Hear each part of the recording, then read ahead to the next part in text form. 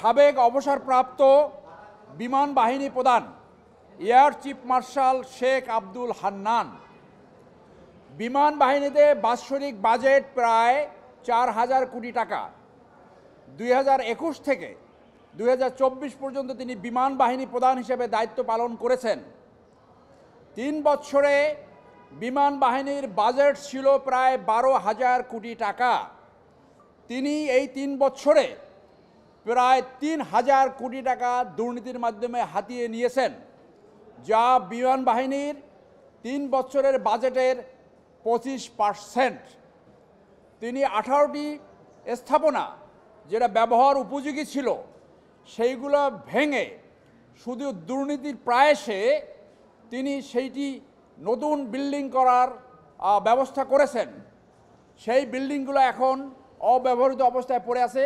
আপনারা যদি বিমান বাহিনী প্রধান দপ্তরে যান, সেইখানে এই তথ্যগুলো আপনারা খুঁজে পেতে পারেন। যদি অনুসন্ধিৎসু সাংবাদিকতা করেন সেইখানে পাবেন। তার ২ স্ত্রীর নামে গুলশানে তিনি প্রায় ৪০ কোটি টাকা দিয়ে ফ্ল্যাট উপহার দিয়েছেন। তার দ্বিতীয় স্ত্রী একজন বিমানবালা, তার মাধ্যমে এবং জনৈক গ্রুপ ক্যাপ্টেন আবু জাফর চৌধুরী অবসরপ্রাপ্ত, তার মাধ্যমে তিনি দুবাই, কানাডা এবং যুক্তরাষ্ট্রে মানি লন্ডারিং করেছে বলে অভিযোগ এসছে।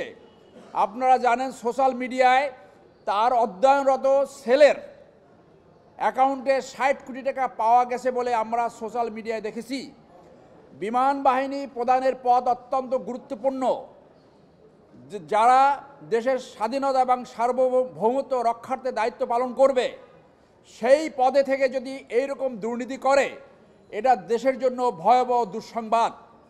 আর যাতে কেউ দুর্নীতি না করতে পারে এই ধরনের গুরুত্ব পদে থেকে, সেই জন্য আমরা আজকে দুর্নীতি দমন কমিশনের চেয়ারম্যান বরাবর তার দুর্নীতি অনুসন্ধানের জন্য একটি আবেদন করেছি, যার কপি দিয়েছি মাননীয় প্রধান উপদেষ্টা, আইন উপদেষ্টা, বিমান বাহিনী প্রধান, ডিজিএফআই এবং এনএসআইকে। আমরা আশা করব দুর্নীতি দমন কমিশন অনুসন্ধান করে তার দুর্নীতির বিরুদ্ধে প্রয়োজনীয় আইনগত ব্যবস্থা নেবেন।